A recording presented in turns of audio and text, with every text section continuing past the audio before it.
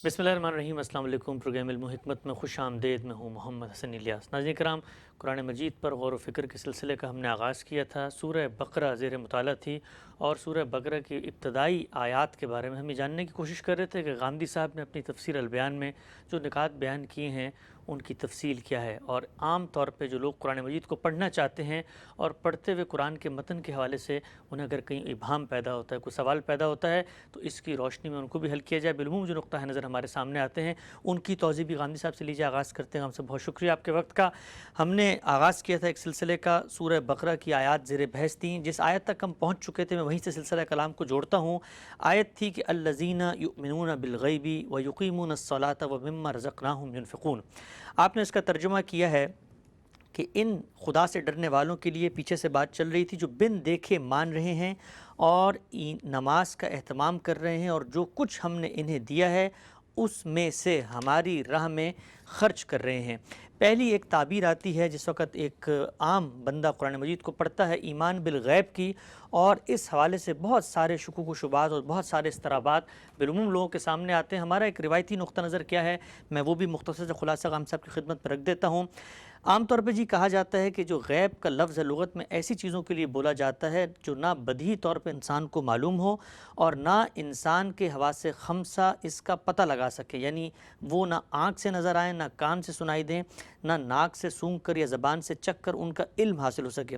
कहा ही जाता है कि कुरान में लफ्ज़ गैब से वो तमाम चीज़ें मुराद है जिनकी ख़बर रसूलुल्लाह सल्लल्लाहु अलैहि वसल्लम ने दी, और इनका इल्म बिल बदाहत अक़ल और हवासे खमसा के ज़रिए नहीं हो सकता। इसमें अल्लाह ताला की ज़ात व सिफ़ात भी आ जाती हैं, तक़दीरी उमूर, जन्नत व दोज़ख के हालात, क़यामत और इसमें पेश आने वाले वाक़यात भी, फ़रिश्ते, तमाम आसमानी किताबें, तमाम अंबिया साबिक़ीन भी, जिसकी तफसील इस सूरह बकरा के ख़ात्मे पर आएगी। तो ईमान बिल गैब के माने ये हो गए कि रसूलुल्लाह सल्लल्लाहु अलैहि वसल्लम ने जो हिदायत और तालीमात लेकर दुनिया में आए थे उनको यकीनी तौर पर दिल से मानना, अगरचे वो अक़ल की गिरफ्त में ना आती हों, आपके जो हवासे खमसा हैं वो उनको कबूल ना करते हों। बिलमुम ये तर्जुमा किया जाता है इस चीज़ का। आपका क्या नुक्ता नज़र है उसका भी एक मुख्तसर खुलासा में रख के आपकी जानिब बढ़ता हूँ। आपने लिखा है कि युमिनून बिल गैब, इनमें बा हमारे नज़दीक ज़रफ़ियत के लिए है, यानी वो गैब में होते हुए ईमान लाते हैं।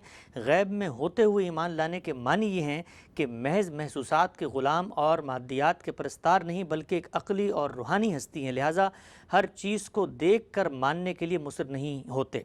वो अपना सफ़र अक़ल की रहनुमाई में तय करते हैं और जो बातें अक़ल से साबित होती हैं या उनकी फ़ितरत जिन बातों की शहादत देती है उन्हें वो तस्लीम करते हैं और उनके तकाज़ों को पूरा करने के लिए अपनी महसूस और मादी लज्जतों को हर लहज़ा क़ुरबान करने के लिए तैयार रहते हैं। सवाल आपकी खिदमत में ये है, ईमान बिल गैब से क्या मुराद है? दो नुक्ता है नज़र हैं, आपने एक दूसरा नुक्ता नज़र अपनाया है, इसकी क्या वजह है? इसकी वजह बहुत सादा है और वो ये है कि इस दुनिया में हमें जिस इम्तहान में डाला गया है उसकी नौइयत बिल्कुल वही है। यानी यूँ नहीं है कि अल्लाह ताला ने इंसान को अंधा बहरा पैदा किया है और उसके बाद आसमान से वही आती है और वो आकर उसे कहती है कि तुम्हें फ़लाँ और फ़लाँ बात को मानना है। यानी अगर आप ईमान बिल गैब को इस मानी में लेते हैं कि गैब पर ईमान लाते हैं, यानी गैब पर ईमान लाने का मतलब ये है कि वो ना अपने हवास से काम लेते हैं ना अक़ल से काम लेते हैं, बस पैगंबर ने आके उनको बता दिया कि कुछ चीज़ें वो हैं जो तुम्हारे हवास से मावरा हैं, तुम्हारी अक़ल से मावरा हैं, तुमको इन्हें मानना है और वो उन्हें मान लेते हैं। आम तौर पर लोग इसको इस तरह लेते हैं। तो ये बताया है मैंने यहाँ पे, और उस्ताद इमाम ने भी अपनी तफसीर तदब्बुर कुरान में इसकी बहुत वजाहत की है कि यहाँ इस मानी में नहीं है। इसका सही तर्जुमा वही है जो हमारे यहाँ बर्र सग़ीर में शाह अब्दुल कादिर ने किया। अच्छा, मैंने भी उसी तर्जुमे को इख्तियार किया है। वो बिन देखे ईमान लाते हैं, यानी इस दुनिया में हमारे लिए इल्म की क्या सूरतें हैं उन पर एक नज़र डालनी चाहिए। इल्म की एक सूरत जिसके बारे में किसी ज़्यादा बहस की गुंजाइश नहीं होती वो इल्म बिल हवास है। यानी अल्लाह ताला ने हमें आँखें दी हैं, कान दिए हैं, छूने के लिए हाथ दिए हैं, बहुत सी चीज़ें हैं कि जिन तक हमारी रसाई इस लिहाज से बराह रास्त हो जाती है। ये जो साइंसी उलूम है इनकी इजादात से क्या हुआ है, हमारे हवास की कुव्वत बहुत बढ़ गई है। यानी हमारे कान एक ख़ास हद तक सुनते थे, اب ہم بہت دور کی آوازیں سن لیتے ہیں. ہماری آنکھیں ایک خاص حد تک دیکھتی تھیں، اب ہم نوری سالوں کے فاصلے پر دیکھنے کے قابل ہو گئے ہیں. تو ہمارے حواس کی قوت بہت بڑھ گئی ہے، اور اس قوت کو بڑھانے کا باعث کیا چیز بنی ہے؟ یعنی یوں نہیں ہے کہ انسان کے اندر کوئی تبدیلی آ گئی ہے، آلات ایجاد کر لیے گئے ہیں. یعنی وہ ذرائع پیدا ہو گئے ہیں کہ جن سے ہم اپنی رسائی بہت دور تک بڑھا لیتے ہیں. اصل کے لحاظ سے دیکھا جائے تو وہی علم بالحواس ہے. یعنی ہمیں جو چیزیں اللہ تعالیٰ نے عطا فرمائی ہیں اور قرآن میں اس کو بڑی نعمت قرار دیا ہے، یہ ہماری آنکھیں، یہ ہمارے کان، یہ ہماری سوچنے سمجھنے اور چیزوں کو اخذ کرنے کی صلاحیت. تو اگر آپ غور کریں تو اس کو ایک لفظ میں اس طرح ادا کیا جا سکتا ہے کہ ہمارے علم کا بہت بڑا حصہ ہمارے تجربے اور مشاہدے پر مبنی ہے. یعنی ہم چیزوں کو مشاہدے میں لاتے ہیں، جب وہ ہمارے مشاہدے میں آ جاتی ہیں اور پھر بار بار تجربے سے گزرتی ہیں تو وہ ہمارا علم بن جاتی ہیں. اسی کو آپ آگے بڑھ کے یوں کہتے ہیں کہ جب کچھ چیزیں ہمارے تجربے میں بار بار آتی ہیں تو پھر استقراء کے نتیجے میں، انڈکشن کے نتیجے میں وہ عالمگیر صداقتیں بھی بن جاتی ہیں. یعنی ایسا نہیں ہوتا کہ میں سارے کووں کو دیکھنے کے لیے جاؤں کہ ان کا رنگ کیا ہے، یا میں ساری دنیا میں پھروں اور پھر مجھ پر یہ بات واضح ہو کہ ایک ایک جگہ میں نے پانی گرا کر دیکھ لیا ہے، پانی ہمیشہ نشیب کی طرف بہتا ہے. یہ تجربہ جب 10 جگہوں پر ہو جاتا ہے تو ایک علمی حقیقت بن جاتا ہے، اور پھر ہم اس کو علم کے طور پر بیان بھی کرتے ہیں اور آگے اس کی تعلیم بھی دیتے ہیں. تو ہمارے علم کا ایک بڑا ماخذ تجربہ اور مشاہدہ ہے. اب تجربے اور مشاہدے میں جو چیزیں آتی ہیں وہ بالکل واضح ہے کہ ہمارے سامنے اگر اصلاً دیکھا جائے تو وہ مادی چیزیں، یعنی اپنی حقیقت کے اعتبار سے وہ مادی چیزیں ہیں. یعنی مادہ اپنی مختلف صورتوں میں تجربے اور مشاہدے کی گرفت میں آ جاتا ہے. میرا اپنا وجود آ جاتا ہے اس لیے کہ وہ بھی مادی ہے، یہ کائنات آ جاتی ہے اس لیے کہ یہ بھی مادی ہے. اس مادے کے اندر اترنے کی صلاحیت بھی ہم نے پیدا کر لی ہے، چنانچہ ذروں کا دل بھی ہم چیر کے دیکھ لینے ہیں. اسی طرح کا معاملہ اوپر کی دنیا کے ساتھ بھی ہو رہا ہے. وہ ایک مادی دنیا ہے جو بہت وسعتوں میں پھیلی ہوئی ہے، یہاں تک کہ اب ہمارے پیمانے عاجز آ چکے ہیں اور ہم نوری سالوں میں اس کی پیمائش کرتے ہیں.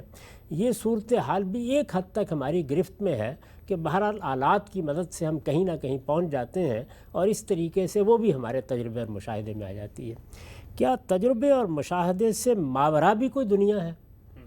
تو اگر ماورا کوئی دنیا ہے تو اس تک رسائی کا ذریعہ کیا ہے؟ تو اگر آپ غور کریں تو اس تک رسائی کا ذریعہ انسان کے پاس عقلی ہے. یعنی عقل کیا کرتی ہے؟ وہ یہ کرتی ہے کہ جو کچھ ہمارے تجربے اور مشاہدے میں آتا ہے اس کے لوازم کا ادراک کرنا شروع کر دیتی ہے. یعنی اگر یہ بات ہے اور ہم اس کو دیکھ رہے ہیں تو اس کے لازمی نتیجے کے طور پر یہ بھی ہونا چاہیے. مثلا یہ گویا کسی چیز کا تجزیہ ہے جو ہم جب آخری درجے میں کرتے ہیں تو پھر ہونا چاہیے کا ایک نتیجہ نکال لیتے ہیں. جیسے ایک بڑی مشہور مثال ہے کہ نیوٹن نے سیب کو نیچے گرتے ہوئے دیکھا تو توجہ ہوئی کہ چیزیں نیچے کی جانب گرتی ہیں. احساس ہوا کہ ہم اوپر کی طرف جاتے ہیں تو یہ ایک مشکل ہوتی ہے، ہم نیچے اتر رہے ہوتے ہیں تو اس میں آسانی ہوتی ہے. تو یہ چیزوں کا نیچے کی طرف گرنا یہ ظاہر ہے کہ تجربہ بھی ہے اور مشاہدہ بھی ہے. اب اس سے ایک نتیجہ نکالا گیا کہ کوئی قوت ہے جو اس کو کھینچتی ہے. اب ظاہر ہے کہ وہ قوت کوئی اساطیری قوت بھی ہو سکتی ہے، آپ عقلی لحاظ سے کوئی اندازہ بھی کر سکتے ہیں، لیکن یہ سب کچھ تو جواب ہے، وہ صحیح بھی ہو سکتا ہے، غلط بھی ہو سکتا ہے. یہ سوال عقل نے پیدا کر دیا ہے کہ کوئی قوت ہونی چاہیے جو چیزوں کو نیچے کی جانب کھینچے. قوت ہونی چاہیے، عقل ہمیشہ یہیں تک پہنچاتی ہے. یہ اس کے بس میں نہیں ہوتا کہ وہ آگے بڑھ کر تجربے اور مشاہدے کی جگہ لے لے. جو چیز تجربے اور مشاہدے سے ہم نے جاننی ہے وہ تو تجربے اور مشاہدے سے جانیں گے. کوئی چیز عین الیقین بنے گی تو وہ ہمارے تجربے اور مشاہدے میں آنے کے بعد ہی بنے گی، لیکن اس جگہ ہمیں عقل پہنچا دیتی ہے. اگر آپ غور کریں تو ہمارے جتنے مفروضے بنتے ہیں جن کی پھر ہم تحقیق کرتے ہیں، اسی طرح سے جتنے ہم نتائج نکالتے ہیں، جتنی چیزوں کو ہم اکٹھا کر کے ان کا کوئی نتیجہ اخذ کر لیتے ہیں، وہ سب ایک عقلی عمل ہوتا ہے. تو اس دنیا سے ماورا جو کچھ بھی ہے اس کا تصور کرنے کے لیے عقل دنیا کا تجربہ کرتی ہے، مشاہدات سے گزرتی ہے. تجربات اور مشاہدات کی بنیاد پر اس دنیا میں جو کچھ ہمارے تجربے اور مشاہدے میں آ رہا ہے اس کی بنیاد پر ایک رائے قائم کرتی ہے. پھر اس کے عقلی نتائج بتاتی ہے۔ تو یہ عقلی نتائج ہیں جن کو انفرنس یا استنباط کہا جاتا ہے۔ یہ عقلی نتائج یہ ہیں در حقیقت جو مذہبیات کی بنیاد بنتے ہیں۔ یعنی جس طریقے سے اچھے فلسفے میں ہمیں توجہ دلائی جاتی ہے کہ ہم اپنے احوال کا، اس مادی دنیا کا تجربہ اور مشاہدہ کرنے کے بعد عقلی نتائج نکالیں، وہ عقلی نتائج ہیں جن کی بنیاد پر اچھا فلسفہ وجود میں آتا ہے۔ ہم اپنی سماجی حالت کا مطالعہ کرتے ہیں تو اس سے کچھ نتیجے نکالتے ہیں، انسانوں کے سیاسی تعامل کا مطالعہ کرتے ہیں، اس سے کچھ نتیجے نکالتے ہیں۔ یہ دیکھ لیجئے نا کہ سیاسی تعامل کا مطالعہ کر کے ہی ہمیں یہ اندازہ ہوا کہ کس طرح سے ایک سیاسی نظم انسان کی ضرورت بن جاتا ہے، کس طرح وہ فطرت کا تقاضا بن جاتا ہے، پھر اس کے لحاظ سے ہمیں کس طرح ایک نظم کی ضرورت پڑ جاتی ہے، پھر اس نظم کے لیے ہمیں ایک حکمران کی ضرورت پڑ جاتی ہے۔ اسی طرح سماجی معاملات کا بھی ہم جائزہ لیتے ہیں کہ یہ مرد ہے، یہ عورت ہے، ان کے درمیان یہ تعلق پیدا ہو رہا ہے، اس تعلق کے نتیجے میں اولاد ہوتی ہے، تو ہم اس سے پھر انفر کرتے ہیں کہ کوئی نظم ہونا چاہیے جو اس سارے معاملے کو اصول میں تقسیم کر دے۔ یہ جو آپ نے سائنس میں دیکھا کچھ قوانین دریافت کر لیے جاتے ہیں، تو قوانین تو تجربے اور مشاہدے میں نہیں آتے، قوانین عقلی دریافت کرتی ہے۔ یعنی وہ دیکھتی ہے کہ چیزیں ایک طریقے سے علت و معلول کے رشتے میں نتیجہ خیز ہو رہی ہیں، اور ان کی نتیجہ خیزی کو سامنے رکھ کر وہ یہ نتیجہ نکال لیتی ہے کہ یہ اصل میں اس قانون کے مطابق کام کر رہی ہیں۔ تو پھر آپ دیکھتے ہیں کہ وہ سائنس کے قوانین بن جاتے ہیں۔ یہ عقلی استنباط ہے۔ تو عقلی استنباط ہے جس کو اللہ تعالیٰ بھی انسان کو اپنے وجود سے متعارف کرانے کے لیے استعمال کرتے ہیں۔ قرآن مجید میں جب استدلال کیا گیا ہے تو اس کائنات کے مشاہدات ہی کی طرف توجہ دلائی گئی ہے۔ یعنی زمین کو دیکھو، آسمان کو دیکھو، یہ تمہارے سامنے اونٹ کھڑا ہے، اس کو دیکھو، ان پہاڑوں کو دیکھو، یہ دیکھو کہ سمندر میں لہریں اٹھ رہی ہیں، یہ دیکھو کہ کشتی چل رہی ہے، تو یہ کیا ہے؟ یہ وہی تجربات و مشاہدات کی ایک دنیا ہے جس کو قرآن مجید بھی ہمارے سامنے کھولتا ہے۔ جب آپ سائنسی طریقے سے نئی معلومات حاصل کرتے ہیں تو بعض اوقات اس دنیا کے یہی حقائق جو بڑے سادہ حقائق ہیں، ایک دہقان کو بھی نظر آ رہے ہیں، صحرا نشین کو بھی نظر آ رہے ہیں، وہ سائنسی تحقیقات کے نتیجے میں بڑے غیر معمولی اور پیچیدہ عالم ہمارے سامنے کھولتے چلے جاتے ہیں۔ تو یہ دنیا ہے جس کا مشاہدہ کرنے کے بعد، تجربہ کرنے کے بعد پھر توجہ دلائی جاتی ہے کہ ذرا دیکھو کہ کیا یہ آپ سے آپ بن گئی ہے۔ اب ظاہر ہے کہ ایک سوال ہے نا سامنے رکھا جاتا ہے، تو کس کو کہتے ہیں دیکھو؟ عقل کو کہتے ہیں کہ دیکھو۔ یعنی جہاں تک میرا تعلق ہے میں تو اشیائی کو دیکھوں گا، لیکن پھر میرے اندر جو اللہ تعالیٰ نے عقل رکھی ہے اس کو سامنے رکھ کر یہ سوال کیا جاتا ہے کہ ہم خلقوا من غیر شیء، کیا یہ ایسے ہی بن گئے ہیں؟ ہم الخالقون۔ اچھا، دوسرا سوال یہ ہو سکتا ہے کہ نہیں، اس دنیا کے اندر ایک باشعور ہستی انسان ہے، یہ یہاں پر صدیوں سے موجود ہے، بلکہ ہزاروں سالوں سے موجود ہے، تو کیا بعید ہے پیچھے مڑ کے دیکھیں کہ ہم نے ہی یہ دنیا بنا ڈالی ہو؟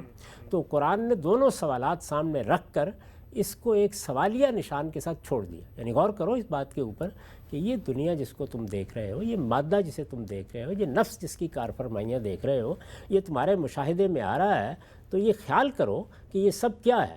یعنی کیا یہ آپ سے آپ وجود میں آ سکتا ہے، اور کیا یہ خود اپنا خالق ہو سکتا ہے؟ تو دونوں سوال سامنے رکھ دیے، اس کا نتیجہ نکالنا ہے۔ کون نتیجہ نکالے گا؟ عقل نکالے گی۔ تو عقلی استدلال پر مذہب کے تمام استدلال کی بنا رکھی گئی ہے۔ یہ عقلی استدلال آپ کو کہاں پہنچاتا ہے؟ یہ یہاں پہنچاتا ہے کہ ایک عاقل انسان کو ہر چیز کو دیکھنے کا تقاضا نہیں کرنا چاہیے۔ دیکھ کر تو بیل بھی مان لیتے ہیں۔ انسان کا کام یہ ہے کہ وہ سائنس کے قوانین دریافت کرے، وہ فلسفے کے نتائج نکالے، وہ سماج کا مطالعہ کر کے اس کے قوانین دریافت کرے، وہ سیاسی عمل کے قوانین دریافت کرے۔ یہ ساری چیزیں کیسے دریافت ہوتی ہیں؟ تجربے اور مشاہدے کے ماورا دیکھنے سے۔ اور اس میں جو نتیجہ نکلتا ہے وہ یہ ہوتا ہے کہ ایسا ہونا چاہیے۔ بس مذہبیات میں ہوتا کیا ہے کہ ہونا چاہیے تک آپ کو عقل لے جاتی ہے، یہ ہے، اس کا جواب پھر انبیاء علیہم السلام دیتے ہیں۔ اس کو قرآن مجید کہتا ہے ایمان بالغیب، یعنی اس چیز پہ اصرار نہ کرو کہ دیکھیں گے تو مانیں گے۔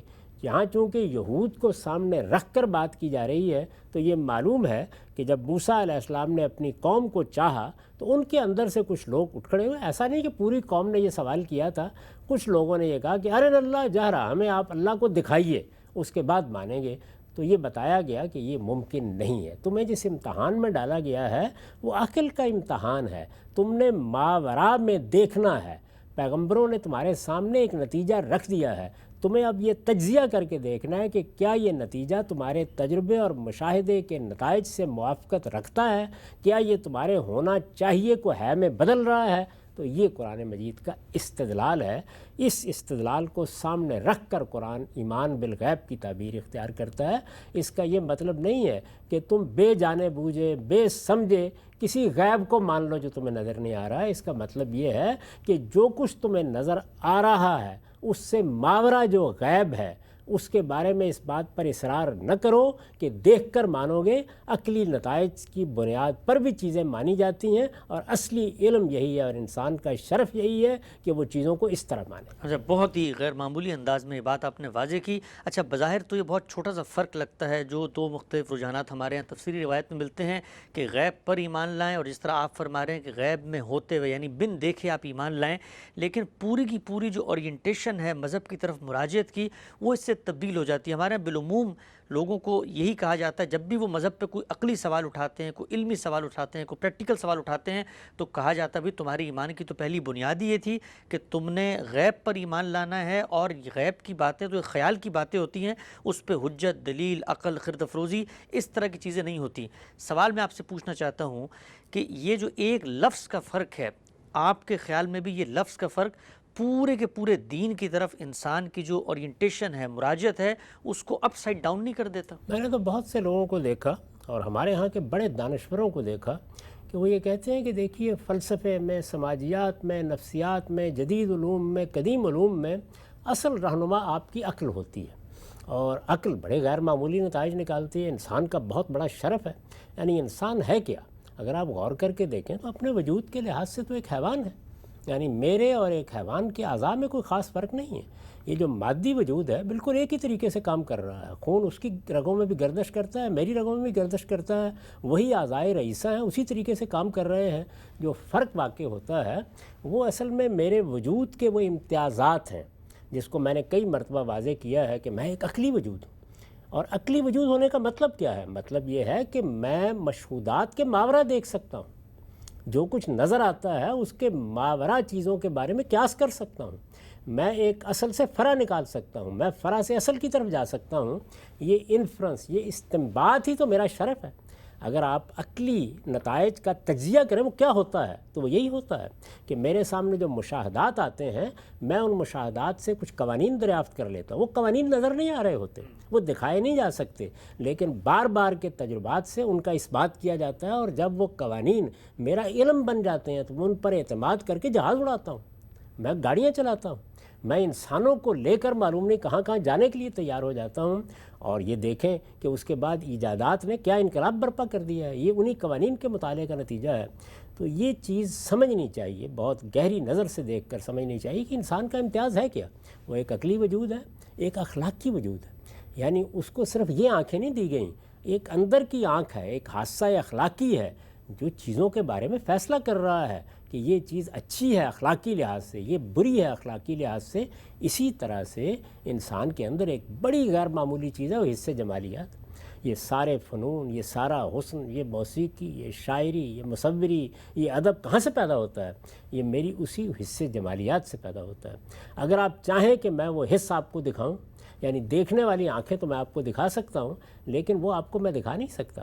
یہ میرے نفس کے اندر خصوصیات ہیں جو رکھ دی گئی ہیں. میرے باہر بھی کچھ حواس ہیں, میرے اندر بھی کچھ حواس ہیں, وہ میرا مطالعہ کرنے کی صلاحیت رکھتے ہیں. ایک میرا ظاہری مشاہدہ ہے جو مادی دنیا کو ہوتا ہے, ایک میرا باطنی مشاہدہ ہے جو میں اپنے باطن میں اور نفس میں کرتا ہوں. دونوں کے جو نتائج میرے سامنے آتے ہیں ان سے پھر میں انفر کرتا ہوں, چیزوں کو استنباط کرتا ہوں, میں نتائج نکالتا ہوں. اور وہ نتائج ایسے ہی ہوتے ہیں کہ یہ ہونا چاہیے, پھر ہونا چاہیے کو میں بہت سے تجربات کے بعد ہے میں بدل دیتا ہوں. یہی سائنس ہے. لیکن جس وقت مذہب آتا ہے تو وہ پیغمبروں کی ہدایت لے کر میرے اس ہونا چاہیے کو ہے میں بدلتا ہے. اور اللہ تعالیٰ نے یہ کام پہلے دن کر دیا تھا. ہمیں قرآن مجید میں پیغمبروں کے ذریعے سے یہ بتایا گیا ہے.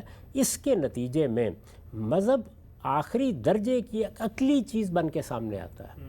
یعنی اب آپ نے اس کو سمجھنا ہے, اب آپ نے اس کے استدلال کا جائزہ لینا ہے، اس کے ہے کو بھی ہونا چاہیے سے مقابل رکھ کے دیکھنا ہے۔ ان دونوں کی ہم آہنگی ہے جو آپ کو آخری درجے میں مطمئن کرتی ہے۔ جو تنقید کر رہا ہے قرآن مجید یؤمنون بالغیب کہہ کر، وہ صرف اس رویے پر کر رہا ہے کہ یہ انسانیت کے شرف کے خلاف ہے کہ تم ہر چیز کو دیکھنے کا تقاضا کرو۔ ٹھیک صاحب، یہ بڑی ہی اہم بات آپ نے فرمائی۔ اچھا، ایک چیز کا میں آپ سے اظہار کرتا ہوں اس موقع پہ کہ ابھی جب آپ نے یہ بتایا یؤمنون بالغیب اور پس منظر بتایا، قرآن 1400 سال پہلے آئی ہوئی کتاب ہے، آپ یقین جانیں ایسا محسوس ہوا کہ یہ جو آج کل پورا کا پورا آپ اس کو کہہ سکتے ہیں پوسٹ ماڈرنزم یا الحاد یا یہ لوگوں کے مذہب پہ تشکیک کا رویہ ہوتا ہے، سب سے بڑا سوال ہی ہر جگہ پہ بچوں کو یہ سمجھایا جاتا ہے سارے لٹریچر میں کہ بھائی یہ لوگ اللہ کی بات کرتے ہیں، یہ کہاں ہے اللہ میں، تو نظر ہی نہیں آتا۔ سائنس نے تو وہ جا کر جیمز ویب نے جا کر کائنات کے افق کی تصویریں لے لیں، تو خدا تو آج تک نہ یہ دکھا سکے، نہ خدا کا مشاہدہ کروا سکے، ایک خیال، ایک تخیل، ایک کہانی کے اوپر مذہب کا ایمان۔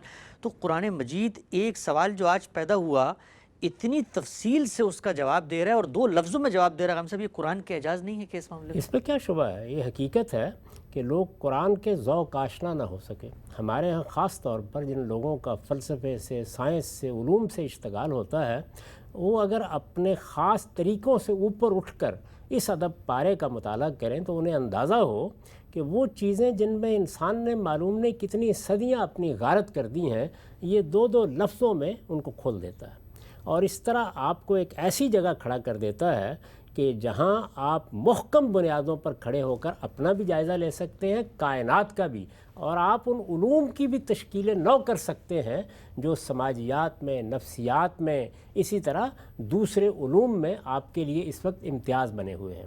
میں ابھی چند روز پہلے ایک تحریر پڑھ رہا تھا، اس میں ایک صاحب نے بڑی تفصیل کے ساتھ یہ بتایا کہ انسان کا معاملہ یہ ہے کہ اس کے ہاں چونکہ خوف کی جبلت پائی جاتی ہے، اسی طریقے سے بعض اور جبلتیں ہیں جنہوں نے ابتدا میں اس کی رہنمائی کی اور اس نے معلوم نہیں کیا کیا معبود بنا لیے اور کس طرح کی دیو مالا وجود پذیر ہو گئی، اور اس نے خوابوں پر کن چیزوں کو قیاس کر لیا، ایک پورا پس منظر بیان کرنے کے بعد پھر وہ یہ کہتے ہیں کہ اس کا نتیجہ کیا نکلا، وہ یہ کہ انہی اساطیر سے انسان نے ابتدا کی، پھر اس کے بعد بتدریج یہ چیزیں اپنی حقیقت کھوتی چلی گئیں، یہاں تک کہ پھر یہ مذاہب جن کو ہم بیان کرتے ہیں یہ آ گئے اور انہوں نے آ کے کچھ زیادہ معقول باتیں کرنا شروع کر دیں۔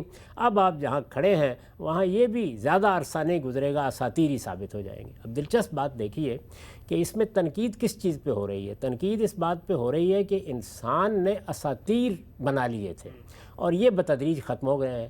یہ خود داستان کے انسان اس طریقے سے ان مراحل سے گزرا ہے، یہ واقعہ ہے، یہ تاریخی حقیقت ہے، اس کا مشاہدہ کیا گیا ہے، یہ خود ایک اساطیری داستان ہے، یعنی یہ خود ایک طرح کے استنباطی ہے، یعنی آج کے زمانے میں یہ خود ایک اسطورہ بنا لیا گیا ہے کہ ایسے ہوا ہوگا۔ سوال یہ ہے کہ ایسے ہوا ہے، یہ تو نہیں دیکھا نا کسی نے، ایسے ہوا ہوگا تو کیا کیا گیا ہے؟ وہی جو مشاہدات ہو رہے ہیں، کہیں سے آپ کو کوئی ٹھیکریاں مل گئیں، کہیں سے ٹوٹا ہوا گھڑا مل گیا، کہیں سے آپ کو کوئی شہر مل گیا، کہیں سے کوئی کتبات مل گئے، ان سے آپ نے ایک داستان بنائی ہے۔ یعنی اگر آپ غور کر کے دیکھیں تو ان میں سے کوئی چیز بھی ہمارے براہ راست مشاہدے میں نہیں آئی، یہ داستان بنائی گئی اور بالکل ایک اسطورے کی طرح بنائی گئی ہے۔ اس کے بالکل برخلاف قرآن مجید ایک محکم ترین جگہ پر کھڑا ہو کے آپ کو یہ بتا رہا ہے کہ نہیں، کائنات کی ابتدا اس طرح نہیں ہوئی، کائنات کی ابتدا کے بعد بہت سے مراحل گزرے، پھر ہم نے انسان کو ان مراحل سے گزر کر بنایا، اور جب پہلے انسان کو ہم نے شعور بخشا اور اس کے اندر ہم نے وہ نفس ودیت کیا جو اس کی اصل شخصیت ہے، تو اس کے ساتھ ہی ہمارے الہام اور وحی نے جتنے ہونا چاہیے تھے، جن کا لازماً جواب اس کو ملنا چاہیے تھا، اس کا جواب دیا، اللہ تعالیٰ کا تعارف کرایا، انسان نے توحید سے ابتدا کی، اور پھر وہ یہ بتاتا ہے کہ انسان کو آپ جس طرح چاہیں حقیقت پر کھڑا کر دیں، اس کے باوجود جب زمانہ آگے گزرتا ہے تو امتداد زمانہ میں وہ بہت سی اپنے لیے غلط فہمیاں پیدا کر لیتا، بہت سے مغالطے پیدا کر لیتا ہے۔ تو یوں نہیں ہے کہ ابتدا اساطیر سے ہوئی ہے، یوں یہ ہے کہ توحید سے، روشنی سے، پیغمبروں کی تعلیمات سے ابتدا ہوئی اور انسان اس کے باوجود اساطیر میں الجھا ہے۔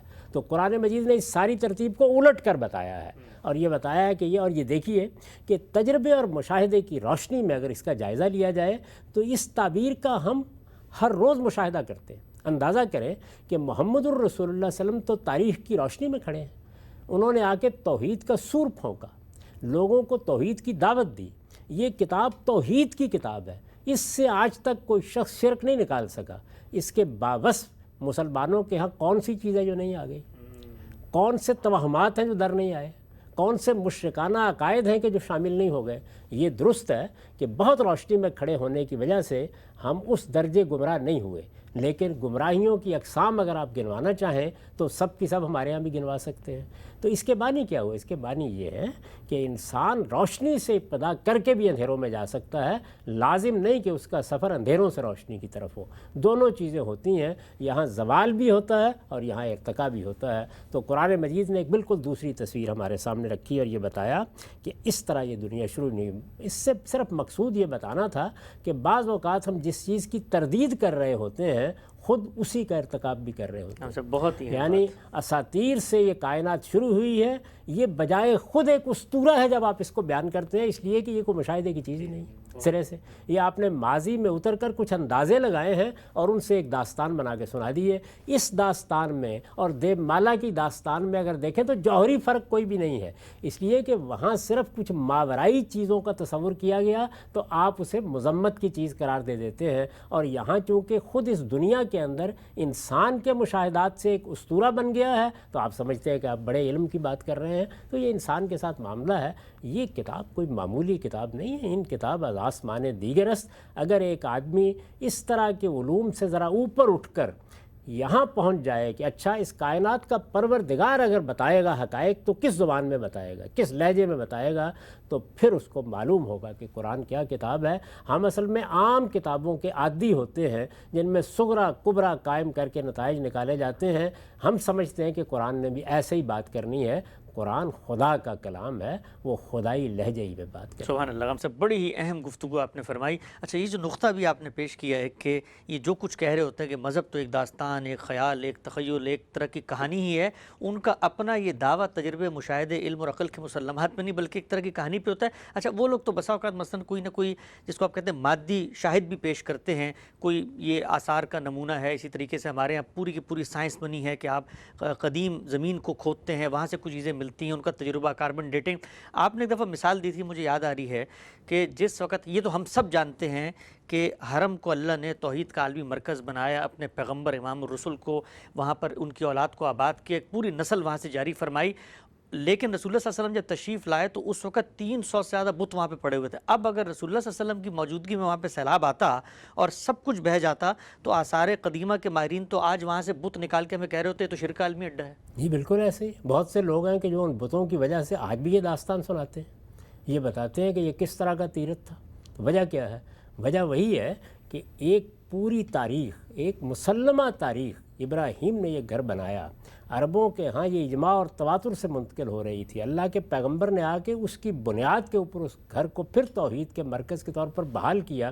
ان سارے حقائق کے باوجود یہ واقعہ ہے کہ اگر کہیں یہ آثار میں تبدیل ہو گیا ہوتا تو 2-4 بت وہاں سے دریافت ہو جاتے تو ہم اس سے یہی نتیجہ نکالیں. تو یہ کیا چیز ہے؟ یہ وہی چیز ہے کہ بہرحال آپ کو عقلی استنتاج ہی کرنا ہوتا ہے، عقلی استنباط ہی کرنا ہوتا ہے. وہ استنباط غلط بھی ہوتا ہے، وہ استنباط صحیح بھی ہوتا ہے. ہم جب اس کائنات کا مطالعہ کرتے ہیں تو بہت سی چیزوں کا استنباط کرتے ہیں اور استنباط کو کبھی ہے میں نہیں بدلنا چاہیے ورنہ وہ خود اسطورہ بن جاتا ہے. اس کو ہونا چاہیے پر رکھا جاتا ہے. اس کے بعد دیکھا جاتا ہے کہ وہ کیا شواہد ہیں جو اسے ہے میں بدلتے ہیں.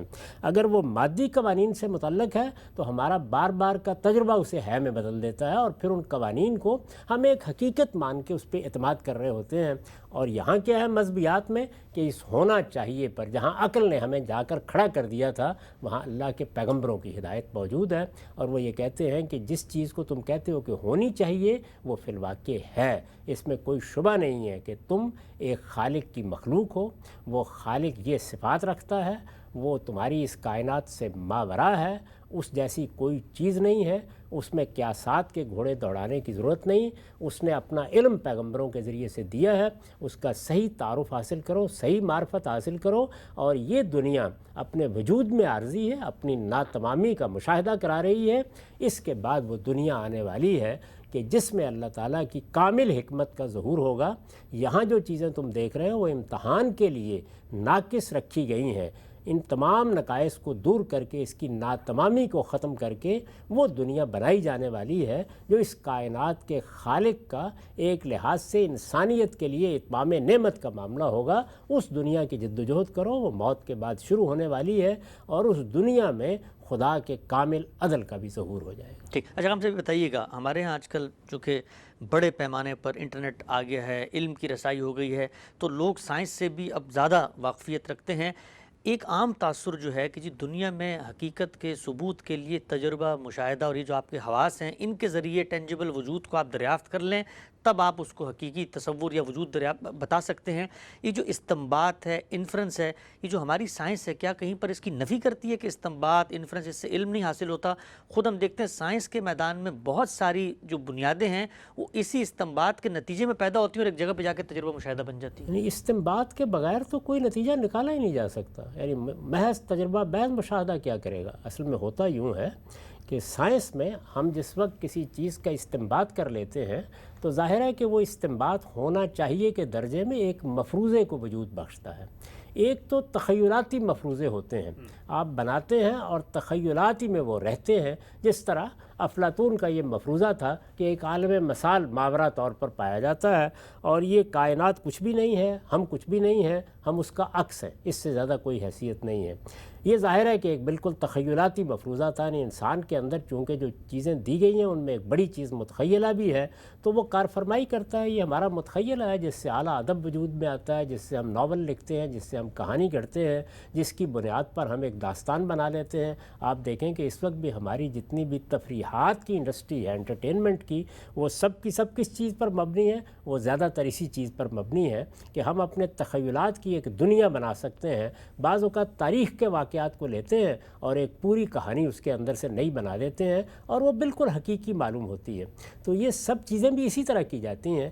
ظاہر ہے کہ جب ان کا بار بار آپ کو تجربہ ہوتا ہے اور مادی دنیا میں ان قوانین کے نتائج آپ دیکھتے ہیں تو ہوتا وہ بھی استنباط ہے، لیکن بار بار کے مشاہدے اور تجربے کے نتیجے میں جہاں وہ قوانین عمل کرتے ہوئے نظر آتے ہیں، یعنی پہلے آپ نے کچھ چیزوں کے مشاہدے سے ایک قانون دریافت کیا، پھر اس قانون کو دریافت کرنے کے بعد اس کے اطلاق کا بار بار مشاہدہ کیا، تو آپ یہ کہتے ہیں کہ اب یہ ایک واقعہ اور یہ حقیقت بن گئی ہے۔ استنباط ہی اصل میں علم کا دروازہ ہے، ورنہ تو انسان بالکل جانوروں کے طریقے پر جو کچھ نظر آتا ہے اسی کا اسیر ہو کے رہ جائے۔ تو اس سے اوپر اٹھنے کے لیے آپ کو عقل دی گئی ہے، اور یہ عقل ہے کیا؟ اس کا اصلی وظیفہ یہی ہے، یعنی ایک طرف وہ جو کچھ آپ کے حواس پہ آتا ہے اس کا ادراک پیدا کرتی ہے، اس کو نام دیتی ہے، اس کو کیٹیگرائز کرتی ہے، اس کی تعینات میں آپ کی مدد کرتی ہے، اور پھر اس کے بعد اس میں کار فرما قوانین کو دریافت کرنا شروع کر دیتی ہے، اس کے ماورا دیکھنے لگ جاتی ہے۔ یہی اس کا اصل وظیفہ ہے، اور اس وظیفے کو سائنس بھی اسی طریقے سے قابل قدر سمجھتی ہے، فلسفہ اس سے آگے بڑھ کر اس کی قدر کرتا ہے۔ قرآن مجید نے بھی اپنے سارے استدلال کی بنیاد اسی پر رکھی ہے، بس فرق صرف یہ ہے کہ یہاں ہونا چاہیے، یعنی جتنے استنباطات ہیں ان کو پھر ہم ہے میں بدلنے کا ایک سائنسی منہاج رکھتے ہیں، اللہ تعالیٰ کے یہاں سے اس کا جواب آ جاتا ہے۔ ٹھیک، اچھا ہم سے بھی بتائیے گا، آگے بڑھاتے ہیں سلسلے کو۔ آپ نے یہاں لکھا کہ با یہاں پہ ظرفیت کے لیے ہے۔ آپ کا جو پورا مدرسہ فکر ہے، جو پورا منہج ہے، وہ ہمیشہ اس بات پہ اصرار کرتا ہے کہ بھئی قرآن ہے، ایک زبان میں ہے، زبان کو سمجھنے کے آفاقی فطری اصول ہیں، اس کی روشنی میں ہم اس کو سمجھیں گے۔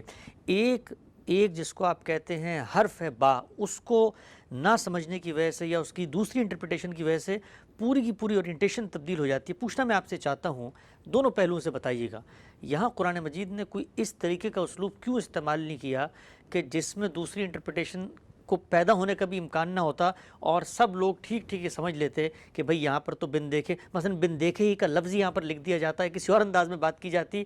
ایک پہلو بتائیے گا یہ کیوں نہیں ہے؟ لوگ اس پر بھی عام طور پہ کہتے ہیں بھئی یہ غامدی صاحب نے جو اتنی اچھی باتیں بتائی ہیں اتنی تفصیل سے، یہ اسی لفظ میں اگر اسی طریقے سے بیان ہو جاتی تو کوئی امکان پیدا ہی نہ ہوتا۔ اور دوسری بات، یہ سمجھ میں کیسے آ گیا کہ یہاں بعض ظرفیت کے لیے ہے، باقی لوگوں کو نہیں آیا؟ دیکھیے بات یہ ایسا نہیں ہے، یعنی یہ بات کہ بعض ظرفیت کے لیے آ سکتی ہے، یخشون ربہم بالغیب میں یہ موجود ہے، اس کو سارے اہل علم جانتے ہیں۔ جب آپ ترجیح دے رہے ہوتے ہیں تو بسا اوقات کسی چیز کا غلبہ ہو جاتا ہے۔ ایک زمانہ ایسا رہا ہے کہ جس میں ہمارے ہاں خود یہ تصور پیدا ہو گیا کہ مذہبیات کے معاملے میں بس یہ کافی ہے کہ پیغمبر نے کہہ دیا، اس کی خبر مل گئی، ہم نے اس کو مان لیا۔ تو ایک استدلال وجود میں آیا کہ پیغمبر جب آتے ہیں تو ان کو پہلے دیکھا جاتا ہے کہ وہ اگر مخبر صادق ہیں، ان کی سیرت، ان کا کردار، اس پہ ہم اعتماد کر لیتے ہیں، تو یہ گویا ایک مخبر صادق کی خبر ہوتی ہے، اس وجہ سے اس کو مان لیا جاتا ہے۔ اس کا باہمی ریلیشن ہمارے عقلی استنتاج سے کیا ہے، اس کے بجائے ایک دوسرا طریقہ اختیار کیا گیا، اور جب دوسرا طریقہ اختیار کیا جاتا ہے تو اس کے پیچھے بھی کچھ استدلال ہوتا ہے، اس کو سامنے رکھ کر بعض آراء قائم کر لی جاتی ہیں۔ تو یوں نہیں ہے کہ ہمارے علم کے سامنے یہ دوسرا پہلو نہیں رہا۔ قرآن مجید میں اس طرح کی ظرفیت کی باع کو ہمارے اہل علم، ائمہ لغت، ائمہ نحو مانتے بھی ہیں، سمجھتے بھی ہیں، ترجیح دینے کا معاملہ ہوتا ہے۔ تو جب آپ ترجیح دیتے ہیں تو پھر آپ دیکھتے ہیں کہ مختلف جگہوں پر یہ اسلوب کیسے آیا ہے، یہاں اس کا محل کیا ہے، قرآن مجید کس بات کی دعوت دیتا ہے، انہی کی بنیاد پر ترجیح قائم کی جاتی ہے، اس کے دلائل بیان کر دیے جاتے ہیں۔ ہمارے ہاں بھی کوئی شخص اگر اس کی ترجیح کے دلائل دیکھنا چاہے تو میں دعوت دوں گا کہ وہ تدبر قرآن کا مطالعہ کرے، اس میں استاذ امام نے ترجیح کے دلائل بیان کر دیے ہیں کہ کیوں یہاں اس اسلوب کو ترجیح دی جا رہی ہے۔ یہ وہی ترجیح کا معاملہ ہے، ایسا نہیں کہ دوسری چیز غلط ٹھہرائی جا رہی ہے، یہاں کیا اسلوب اختیار کیا گیا ہے۔ جس طرح سے لغت میں آپ دیکھتے ہیں کہ ایک لفظ کے 2 3 4 معنی ہیں، ان میں سے ایک کا انتخاب کرتے ہیں، تو وہ ظاہر ہے اسی اصول پر کیا جاتا ہے کہ آپ لفظ کو دیکھتے ہیں، جملے کی تالیف کو دیکھتے ہیں، سیاق و سباق کو دیکھتے ہیں، کسی کتاب کے عرف کو دیکھتے ہیں، جو نتیجہ نکل رہا ہے اس کو سامنے رکھتے ہیں، اور ان کی بنیاد کے اوپر آپ اس کا ایک فہم ہے جس کو آپ منتقل کر دیتے ہیں۔ رہی یہ بات کہ جو لوگ مطالبہ کرتے ہیں عام طور پر، تو یہ بالکل غیر علمی رویہ ہے۔ دنیا میں جب بھی آپ کسی چیز کو بیان کریں گے تو ایک اسلوب آپ تجویز کریں گے، کوئی دوسرا سوال پیدا ہو جائے گا، دوسرا کریں گے تیسرا پیدا ہو جائے گا۔ تو جو اللہ تعالیٰ نے طریقہ اختیار کیا ہے وہ وہی ہے جو ہم سب انسان بھی اختیار کرتے ہیں، یعنی اعلیٰ کلام اپنے ادبی اسلوب میں، اس کے اندر حسن ہو، اس کے اندر جمال ہو، اس کے اندر جو الفاظ کا انتخاب کیا گیا ہے وہ اپنے اندر ایک خوبصورت آہنگ بھی رکھتا ہو، وہ ہمارے کانوں میں موسیقی کی طرح رس بھی گھولے، اور اس کے ساتھ اس کے اندر وضو بھی ہو۔ ان ساری چیزوں کو سامنے رکھ کے کلام کیا جاتا ہے، اس کے لحاظ سے الفاظ کا انتخاب کیا جاتا ہے، اور پھر انسان کو اس دنیا کے اندر علم اور تدبر کے امتحان سے بھی گزرنا ہے۔ لہذا جس طرح ہم باقی چیزوں کو سمجھتے ہیں اس کو بھی سمجھتے ہیں، اس طرح کا مطالبہ کسی کلام میں بھی کرنا صحیح نہیں ہوتا، ورنہ وہ ایک سپاٹ چیز بن کے رہ جاتی ہے۔ اعلیٰ ادب میں ہمیشہ بات ایسے ہی بیان کی جاتی ہے۔ ٹھیک، اچھا ہم سب آگے بڑھاتے ہیں۔ یہ بتائیے گا، ہم نے یہ بات جانی تھی کہ یہ جو پوری سورہ ہے ایک نئی امت کی تاسیس، اور بنی اسرائیل بالخصوص یہود جو وہاں پر آباد ہیں ان کے جو توہمات، ان کے نظریات، اس سے دور رہ کر اس کی نفی کر کے ایک بندہ مومن میں کیا صفات پیدا ہونی چاہیے، اللہ تعالیٰ وہ بتا رہا ہے یہاں پر۔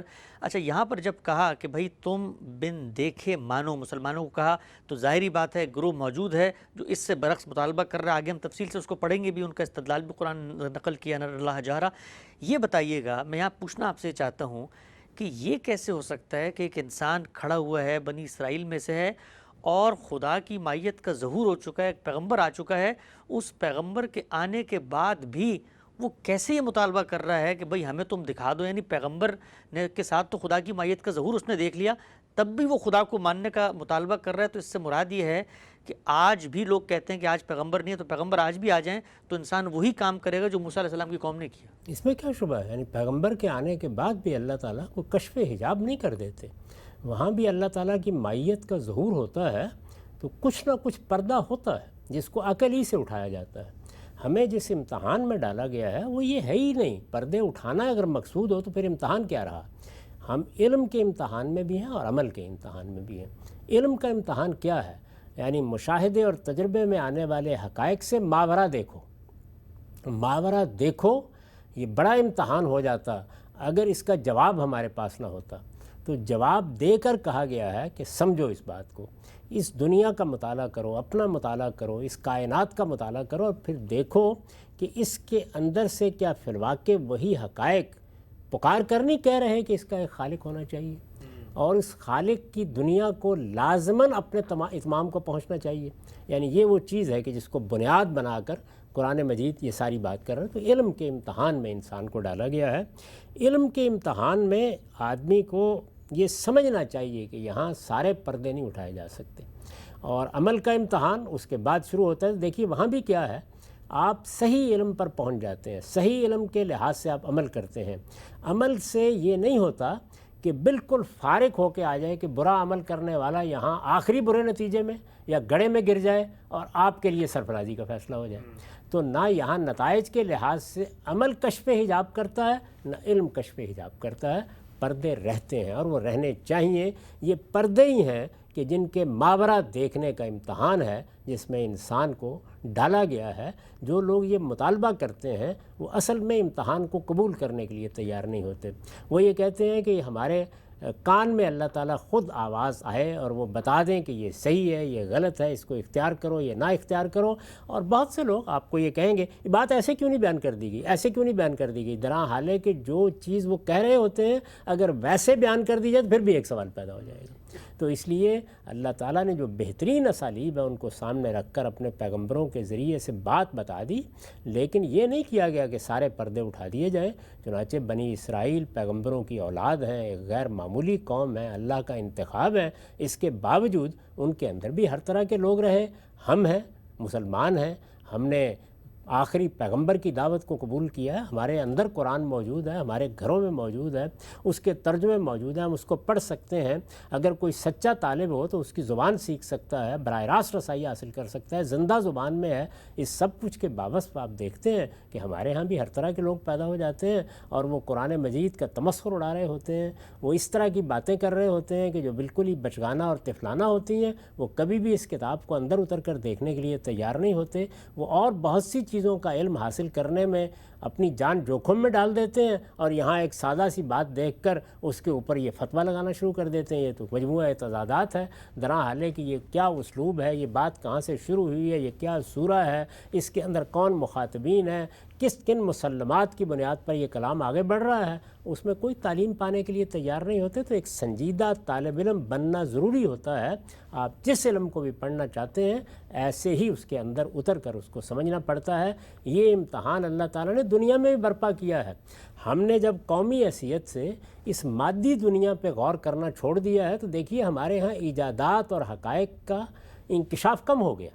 تو آپ جب یہ نہیں کریں گے تو اس کا نتیجہ نکلے گا. تو یہی معاملہ قرآن مجید کا ہے. اگر آپ اس کو اپنے فکر کا محور نہیں بنائیں گے، تدبر کا محور نہیں بنائیں گے، آپ کے ذہین لوگ اس میں ڈیرے نہیں ڈالیں گے تو وہاں بھی یہی صورتحال پیدا ہوگی.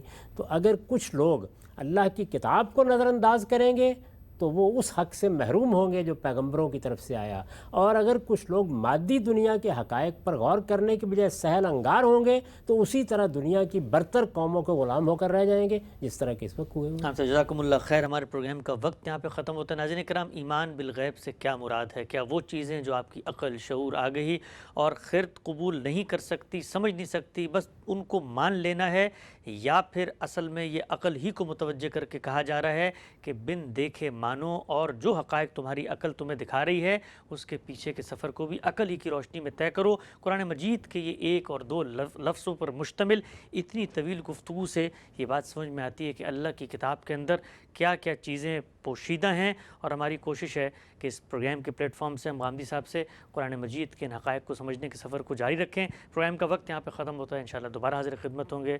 اب تک آپ کے وقت بہت شکریہ.